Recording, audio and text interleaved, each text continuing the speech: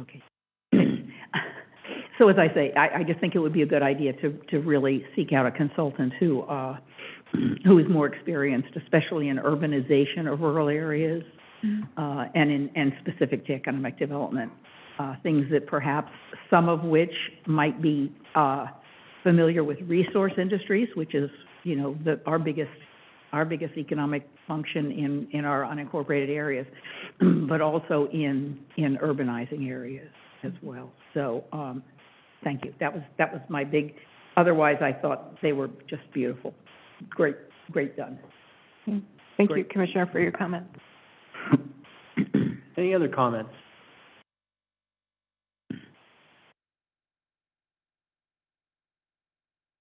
And I think the question is, we still want to move forward on both, on the request for proposals for all these 3 comp plan goals. Yep. Can I have one other question? Oh, go ahead. You mentioned in your, I think it was in your staff report, that you were looking for a 12-month cycle for these? Approximately 12 to 18 months from the time we release the RFPs till the time the work would be completed. Because it'll be a few months. Yeah. Okay. No way we could hurry that up. Do you think we have the right amount of money for this? That is an interesting question. Nobody has really done work to update a lot of the Goal 16 reports or background reports throughout the state, not just us, but throughout the state. The state recently, and I say recently, probably 2 to 3 years ago, did a pilot program down in Yachats, I think. Maybe not, don't quote me. Maybe it was Yaquina, if I'm pronouncing that correctly. But they did not have a good cost estimate either, because I had checked with them. So we're going to find out what we can get for the money that we've budgeted. But we're anticipating that we can do some significant work with this. Good. Thank you. Thank you. Any other questions, comments? Are we comfortable with the direction we're going here? Oh, okay. I found, okay. Okay. Great. Thank you very much. Yeah, thank you very much, Gail. Chair Quilla, if I might, the board doesn't have any objections, maybe if I could take 5 minutes just Absolutely. to do a quick county manager update, since we have. Yep, we got time. Have a little time. I won't take too much, but just want to share a few things. One is that we had an all-staff meeting today with the county staff. These happen quarterly, and they're virtual. And they really include updates to the staff, and then there's usually some sort of a training that will occur as part of the all-staff meeting. Sometimes it's me talking about civic underpinnings or leadership, or today it was with Anthony, did a training on the public sector ethics laws, and so having a conversation about what the responsibilities of all of our staff are, since they're by definition public officials, and just making sure that they have the information that they need to stay driving between the white lines when it comes to those rules. So we always get a lot of positive feedback for those, but that's something that will certainly continue. The other is I just wanted to let the whole board know that we did distribute a letter to NOHA regarding the termination of the ARPA funding agreement. And they understand in my conversations with Jim Evans, they don't have the staff to do what the county was asking them to do, and so we're coming up with an alternate strategy for us to provide that technical assistance and some of that planning assistance that our partner agencies need as we try to move the affordable housing issue forward. Monica and I also had the opportunity to meet with Carl Wiley, who is the new Veteran Service Officer over at Community Action. He is up at the community college in some nice office space that they have there. He's a career veteran of the Air Force and just got out recently, and so very excited, learning quickly about veterans claims. So We're excited to have him here, though, and I think he'll do a lot of great work for us. The real focus at this point is just focusing on processing claims. So that's the most important thing. The other is that I did reach out to Charter Communications. As you know, there's been some work that has been done along Highway 202 and 53 regarding fiber poles. And so I reached out to Charter to find out what they're doing. So I should be getting information tomorrow, which hopefully will include a map that I'll send to your board showing where they're going to be pursuing additional services. The money that they're using for this is federal money. It's called RDOP. It's Rural Digital Opportunities Funding. And so once I get that, I will share it with the board. But that will obviously probably influence your board's decisions about other funding that we would want to give into the rural areas if Charter's going to be out there, meaning Jewel, Elsie, Vine Maple. So the other is that we have hired an HR director, and so we're excited. They'll be joining us on May 1st, and Great. yeah, we're very happy about that. I think that's all that I have right now. The budget process is going well. Monica's doing all the magic to get the actual document done after all the hard work of staff at the department level. You won't be surprised by anything in the budget. It's a status quo budget. Our financial position remains, favorable at this time, but obviously guarded. Part of the budget message does talk about, some of those things we are watching closely, which includes the HCP, unfunded mandates from the federal and the state government.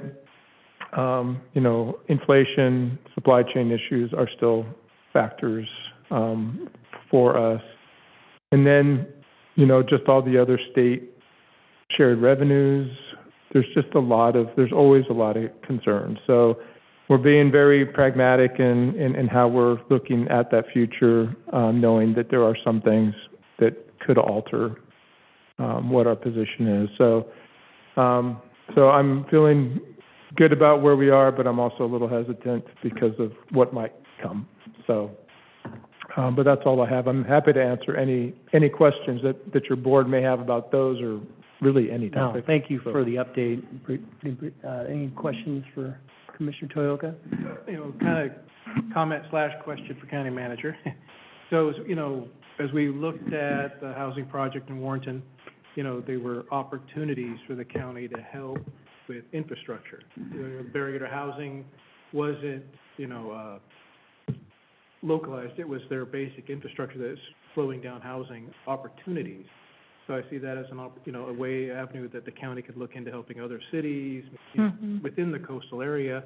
How do we look at other opportunities such as that? And if there are funds opening up, if we don't have to use funds for broadband, could we shift those to opportunities of infrastructure to help, the cities and help our coastal communities with the infrastructure to help the housing issue? Commissioner Toyoka, members of the board, I think that is possible. And what I would say is that conversation is probably on the immediate horizon.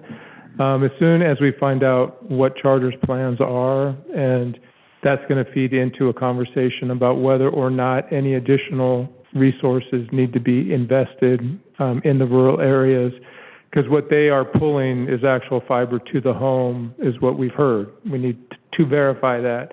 But if that is true, then I think, that is the path forward for the rural areas. And they're already doing work along Highway 30. So if that is the case, then we'll come back to your board during a work session and have a conversation about the ARPA funding plan, because part of what we discussed last time was this kind of housing opportunities area Part of what's slowing down housing creation is the infrastructure issues, certainly in Warrenton as one of the examples, but I've had conversations with other city managers that have varying degrees of some similar infrastructure challenge. So I think that between getting clarity from charter, having a conversation with your board, and having ongoing conversations with the cities, we'll be able to identify potential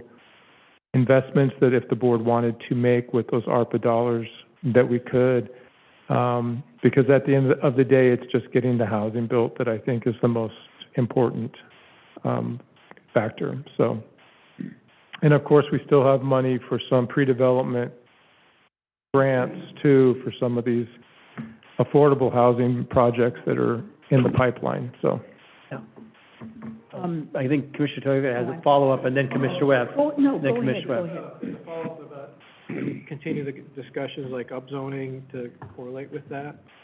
I know we're doing the comp plan and all that, Gail's here, but I think there's other opportunities there. Along with infrastructure, the upzoning could help with housing opportunities as well. Yeah. So if we can include all that in the discussion.